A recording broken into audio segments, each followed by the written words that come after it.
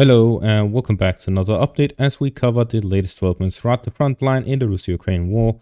We start out in the Avdiivka front, where the Russians have managed to fully capture Sjeverne.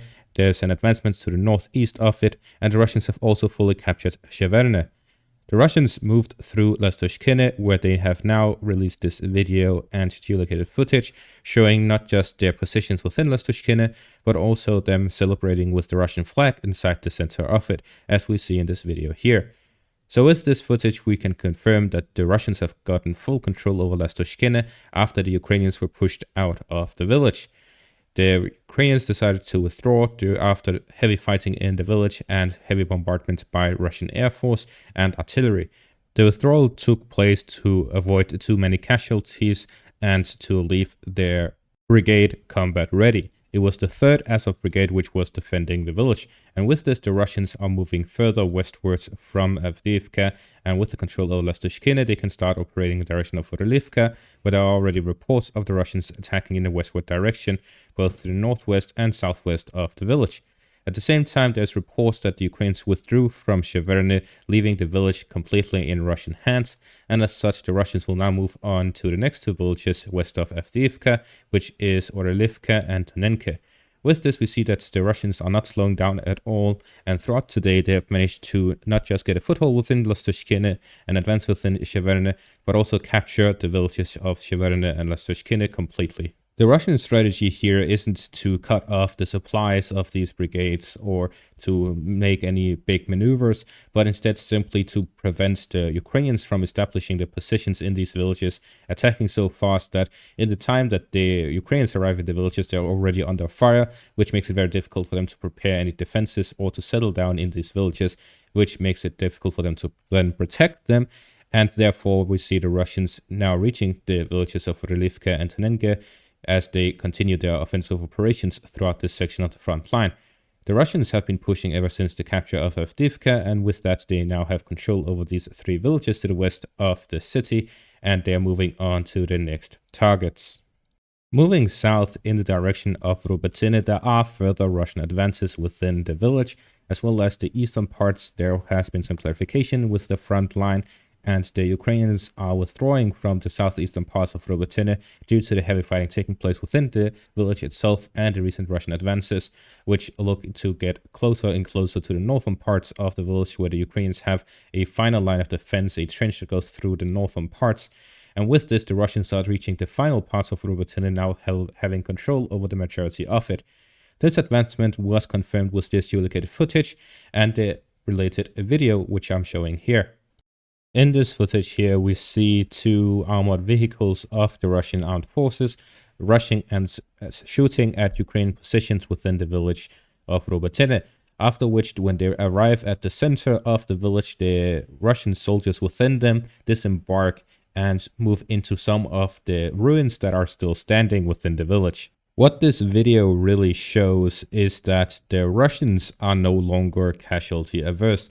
They're starting these operations with a plan behind them, allowing them to storm into the hearts of the Ukrainian defenses and using their armored vehicles to cover for their infantry, the infantry disembarking and taking up positions within the village, allowing them to consolidate their gains and send in the next batch of soldiers. So with this, we see that there is an increased efforts by the Russians to continue pushing in this section of the front line, allowing them to take half of Robotyne within just 1 day, instead of the infantry assault groups, which pretty much are, the only purpose of them is avoiding casualties as much as possible when it comes to both armored vehicles and infantry, while this sort of operation is much more difficult, much more casualty oriented. There's more risk involved in these attacks.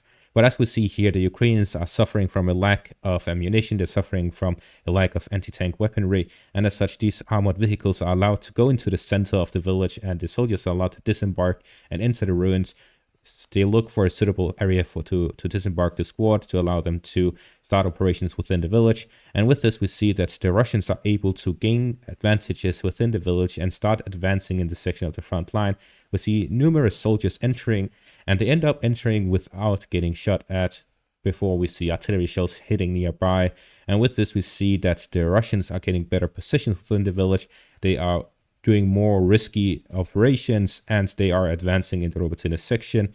If the Russians manage to gain control over Robotyne this quickly, it would be a huge issue for the Ukrainian morale, because they spent the whole summer offensive gaining control over Robotyne. To lose it this quickly is a huge issue for them and a huge morale boost for Russia.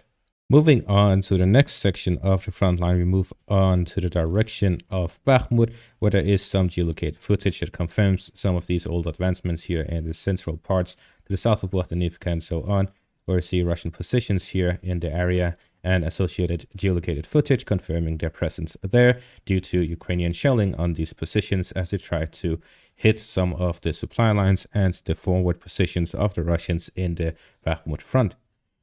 What we are seeing right now is that the Russians have started significantly advancing much quicker and on a wider front than we have seen the Russians do in a very long time. We're currently seeing the Russians launching operations in direction of Robotyne, to the west of Avdiivka, and in the Bakhmut front towards Sjeverne.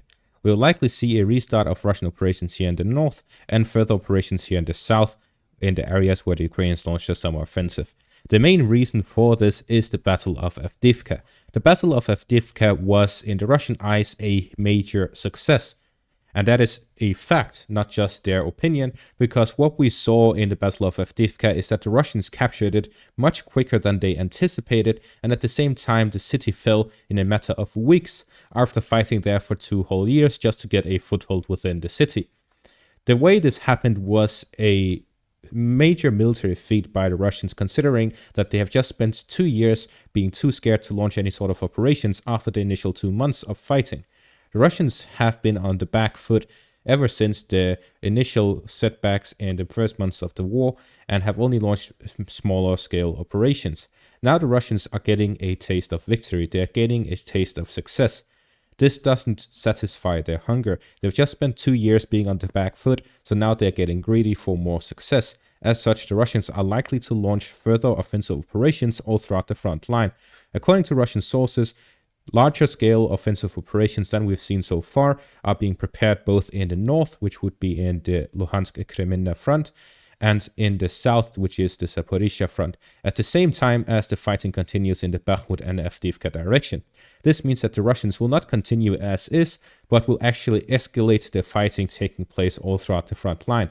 The Russian hope right now is to take advantage of the Ukrainian weakness, prevent them from stabilizing the front line, and try to make a breakthrough that is significant somewhere across the front line, and to continue pressuring across the whole front until they get a breakthrough somewhere on the front.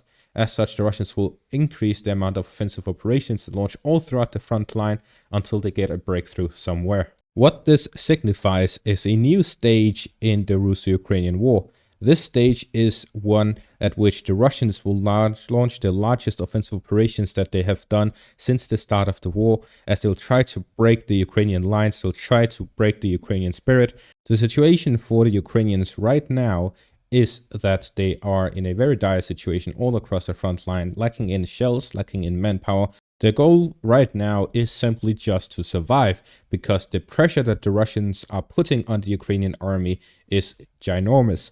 The current pressure is putting the Ukrainians in a position where they are struggling to hold the front line, and they are simply putting all their focus, putting all their reserves in defense. The fact that the Russians have forced the Ukrainians to use their Abrams tanks in defense shows that the Ukrainians simply do not have anything in reserve right now. Previously, the Ukrainians still had some Leopards in the rear, they had their Abrams tanks in the rear. All of that was committed to the Battle of Avdiivka and is still committed to the Battle of Avdiivka, as well as in the north by Kreminna, Svatove, and Kupiansk. The Ukrainians have now pretty much dedicated all of their reserves to the front line to stabilize the situation. Sersky already wasn't liked by the Ukrainian army, but with the situations currently developing, the Ukrainian army morale will drop, while the Russian army morale will significantly increase as they see more and more villages fall into their hands. What we're currently seeing is the domino effect of Avdiivka. If this continues and the Russians can drive and use this momentum they've gained from the Battle of Avdiivka in other areas of the front line, we can see a domino effect going out of control and the Ukrainians simply not being able to keep up with the Russian advances. This is still far from happening, as this is just the initial stages, but the Russians are already planning for months of increased efforts in the front line, of new operations, new offensive operations to be launched. And as such, the Ukrainians are looking forward to multiple months of very difficult times.